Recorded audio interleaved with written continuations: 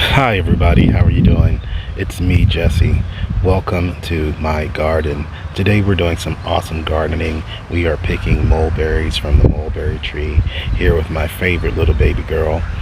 Stay tuned till the end and we have a special variety we'll be showing you.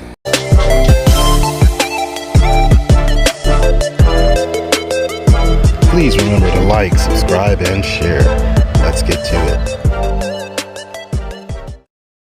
So to give a little recap, we have a 20-ounce mug of mulberries. From the bottom we have black Everbearing Mulberries. Then we have our Lavender Mulberries. And at the top we have these King White, White Chakut, also known as Pakistani White. And just look at that one right there. If you can compare the size of all those other mulberries to the size of that one Pakistani White or King White mulberry. They're really big and really satisfying when you eat the white Pakistan mulberries. Here we have a great example of our Lavender Mulberry in all of its stages. It spends a lot of time white, then it will put on a lavender blush before turning nearly black. Finally, we have our white Pakistani mulberry that starts off green and then starts putting on white and yellow. And when they have a little bit of a blush of gold is when they are ripe. Hey everybody, how are you doing? We are going to be doing some awesome gardening today. We are harvesting some of our dwarf Everbearing mulberries. They are black, and this is not a full-on harvest, it's just a mini harvest. But what we're going to do is take our little cup, and the ones that just pop right off, just with a touch of a finger, those are the ones that are ready. So we're gonna pop these into our cup. I don't know if you noticed one of them that I accidentally bumped just fell right off to the ground.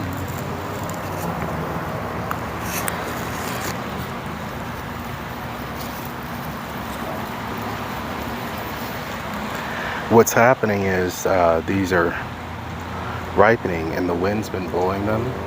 And so their ground is just littered with mulberries right now. So what I'm doing is just a partial harvest of some of these that are just itching for picking. And I'm going on and picking those.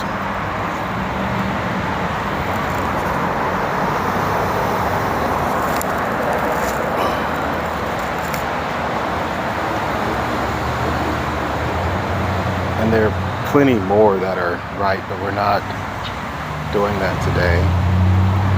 Another way to harvest is if you were to lay a tarp out on the ground and shake the branches, and all that fall on your tarp are what you've harvested. But again, that's not my purpose right now. I'm just collecting a few of these.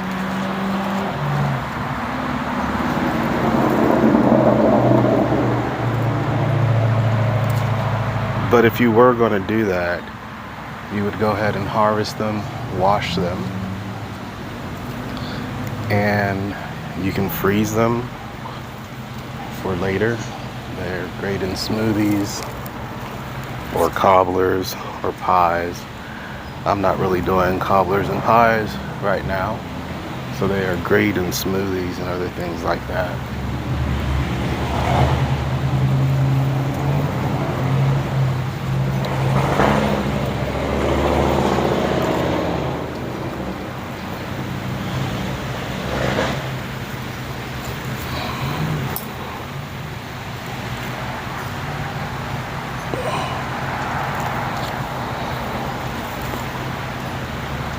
We're just gonna put them in this cup just by gently brushing the branch. And the ones that fall off are the ones we're gonna keep. We have quite a few more here. Just the ones that come off with a little touch are the ones we're harvesting. You see how easy they come off?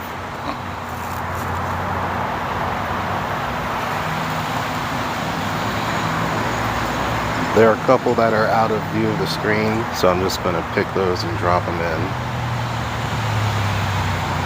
And like I said, I'm not collecting everything.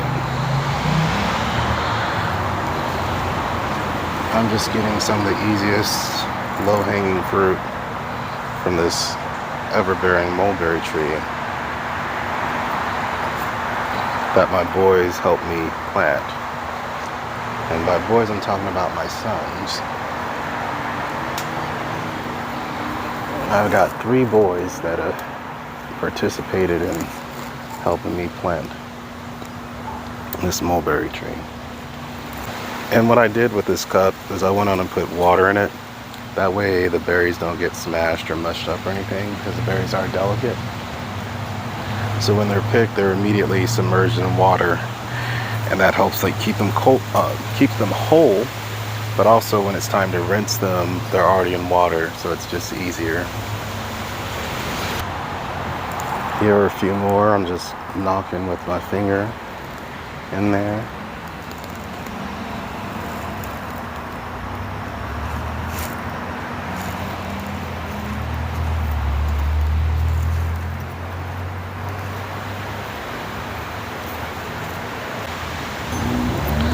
Now, one great thing about the Everbearing Mulberry is that they do not all ripen at once. They ripen in spurts over a couple of months in the spring, and then again in the fall. They might ripen all summer if the conditions are right.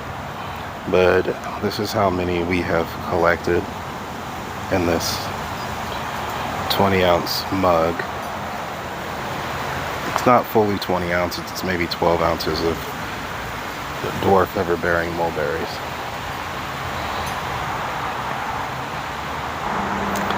Next we have what I call my Lavender Mulberries. They get this deep lavender purple color, and they're even ripe when they're still almost ripe, white in color. They're different from the Texas Everbearing or from the dwarf Everbearing. The Everbearing Mulberries turn black, super dark black, or super dark purple that they're almost black.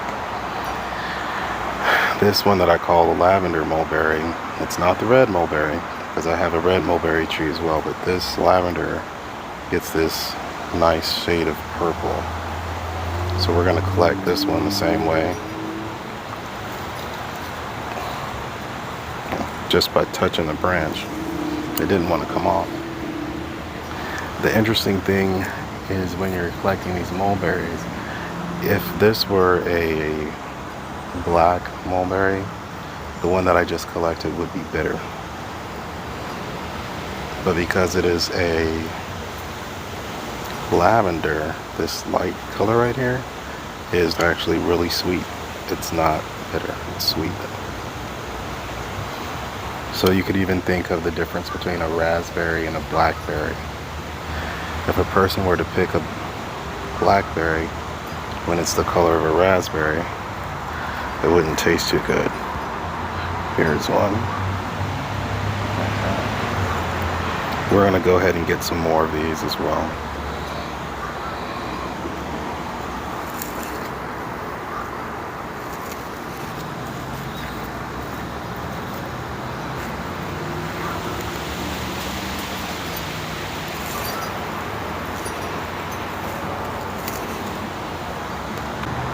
A little bit off screen, I'm going to go ahead and pick a couple more, and you can see them coming on in. All right.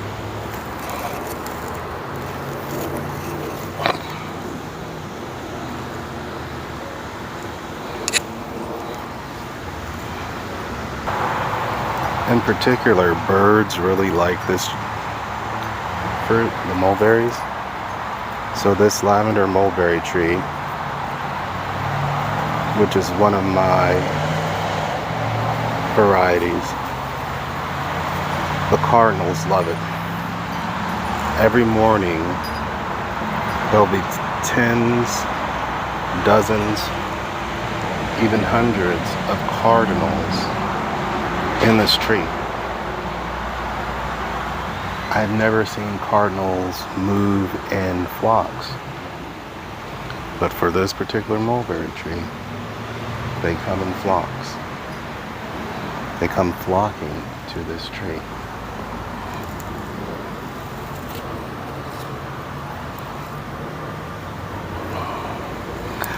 For the Everbearing Mulberry, that's a lot of mulberries. And can you see the difference? We've got the black Everbearing at the bottom, the lavender at the top. And that color difference is actually because of the difference in the berries. It's not just because those ones are at the top. And like I said, if these were all black variety, the ones at the top would be super bitter, but they're not. They're two different varieties. We've got the black Everbearing, and then we have these Lavender Mulberries. As I mentioned, the red cardinals love this particular berry, but the mockingbirds seem to love the black mulberry. Probably because they see the black ones and think they're ripe. And they see these, which don't really turn black, and think they're not ripe, so they leave these alone. But the cardinals love this particular variety. We also get blue jays that love all of the mulberry varieties. They're not picky, but they don't come in the flocks that we see the cardinals in, which again is super rare because I've never seen cardinals flying in flocks before.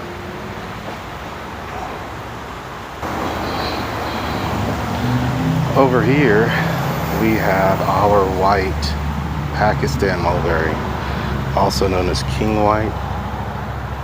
And if you look at it, it is very white, almost yellow, but that is how this particular mulberry ripens. It ripens in this whitish yellow color.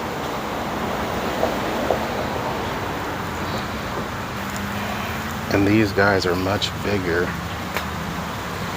than our other mulberries. Do you see the size on those? Much bigger in size.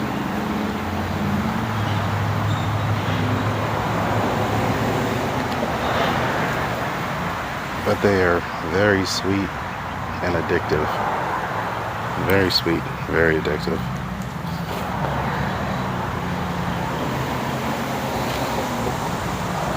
I'm sure they have some type of natural sugar properties. Something going on healthy. But these are really good.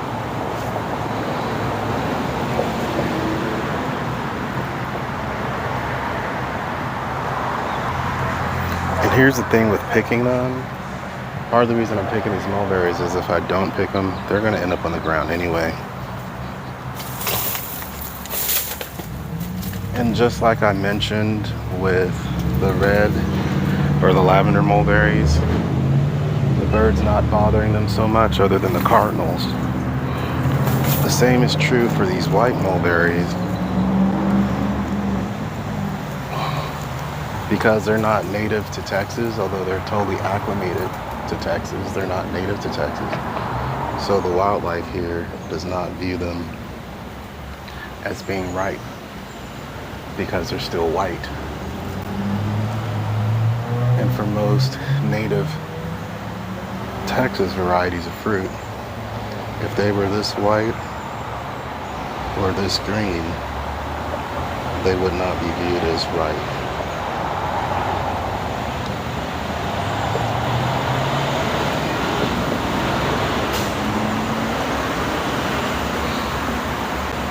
Look at that. You see that? How big that is?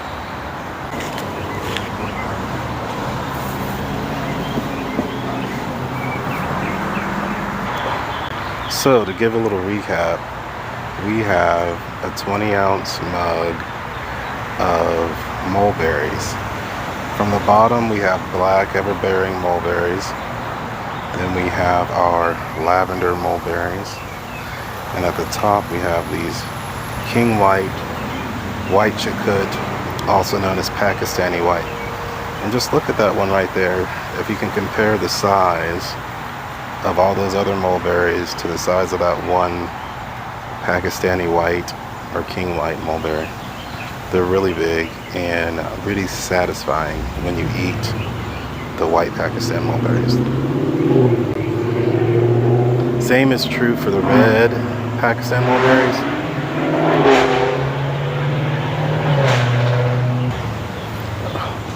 Please forgive the motorcycle in the background. But the same is true for the red Pakistan mulberries. They're also characteristically long and big, kind of like this that we're seeing right here. So now I'm showing you up close what we just harvested. These are the Everbearing Mulberries. And do you see how they're in various stages of green and white and red? And then you have the black ones. And the only ones you really want to eat off of this tree are the black ones. They're super deep purple and they basically look black. Here we have another mulberry variety. This is more of the wild type. The flavor is a little more wild, and they spend a lot of their time red before they turn black, but they're not as sweet as the Everbearing or the Lavender or the Pakistani. As promised, here's our special bonus. I wanted to show you these pineapple guavas, the flowers and the blooms. These are an edible flower and the mockingbirds just love them.